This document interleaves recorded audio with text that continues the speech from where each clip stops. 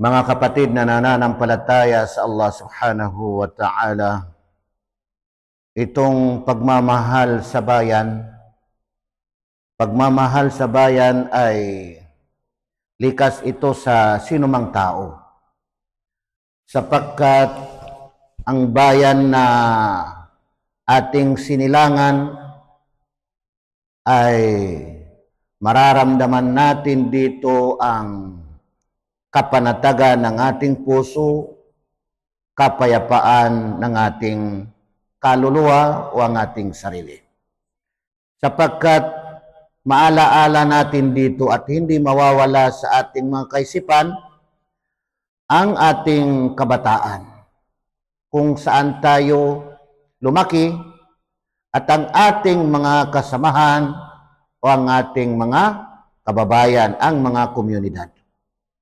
Dahil dito mga kapatid na nananampalataya sa Allah ay isa sa tanda na ang pagmamahal sa bayan ay likas sa sinumang tao, dahil si Propeta Muhammad sallallahu alaihi wasallam ay itinaboy siya sa Makkah. Itinaboy ng mga tao sa Makkah.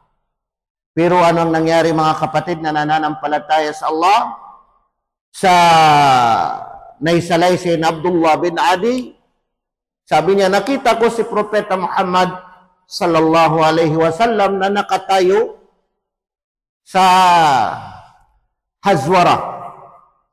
Itong lugar mga kapatid ay doon sa Makkah na medyo nakakataas, na dati ay palengke nila o palengke ng mga tao. Nakatayo siya doon nang kung saan ay mayroong sakit na nararamdaman dahil sa paglisan niya ng Makkah. Ano ang sinabi ni Propeta Muhammad sallallahu alaihi wasallam? Wallahi, innaki la khairu ardillah wa ahabbu ardillahi ila Allah.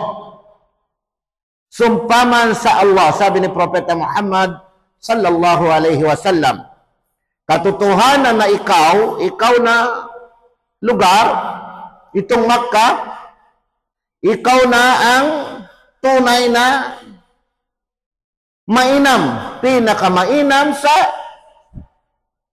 kalupaan ng Allah. At ikaw na yung higit na minamahal o higit na kamahal-mahal na kalupaan ng Allah doon sa Allah. Walaula anni ukhristu minki ma kharaj. Kung hindi lamang ako pinalisan mula sa iyo ay hindi ako lilisan. Kung hindi ako pinaalis mula sa iyo ay hindi ako aalis. Kung hindi ako pinalabas mula sa iyo ay hindi ako lalabas. Bakit mga kapatid na nananampalataya sa Allah? Kasi pinahintulutan na siya o pinagutusan na siya ng Allah subhanahu wa ta'ala na siya ay lumisan na patungo na doon sa Madina. Dahil sa mga napakaraming mga masasama na mga naidudulot sa kanya ng mga taong mga hindi mananampalataya. Kaya lumisan si Propeta Muhammad sallallahu alaihi wasallam.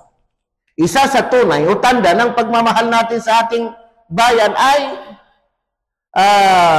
palaganapin natin ang tamang pananampalataya. Unang-una sa ating mga sarili at sa ating mga pamilya at sa ating mga kamag-anak at sa ating mga kababayan sa komunidad, na upang mabuksan ang biyaya ng Allah subhanahu wa ta'ala na kanyang ipagkakaloob.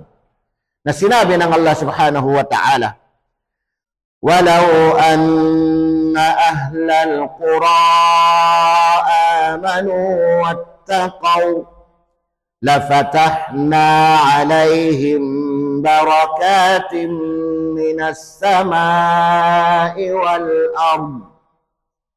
Kung ang mga tao sa bayan, ang mga tao sa probinsya wang mga tao sa baryo, wang mga tao sa lugar, walau anna ahlal qura amanu, sila ay manampalataya, maniwala, wattaqaw, at matakot sila sa Allah, lafatahna alaihim barakatin minas samai wal ard, ay bubuksan namin sa kanila, sabi ng Allah subhanahu wa ta'ala, ang barakat, ang pagpapala, ang mga biyaya, ang mga pagpapala, ang mga biyaya, minas samai wal ard, mula sa mga kalangitan at mula sa kalupaan. Tingnan ninyo mga kapatid na nananampalataya sa Allah subhanahu wa ta'ala.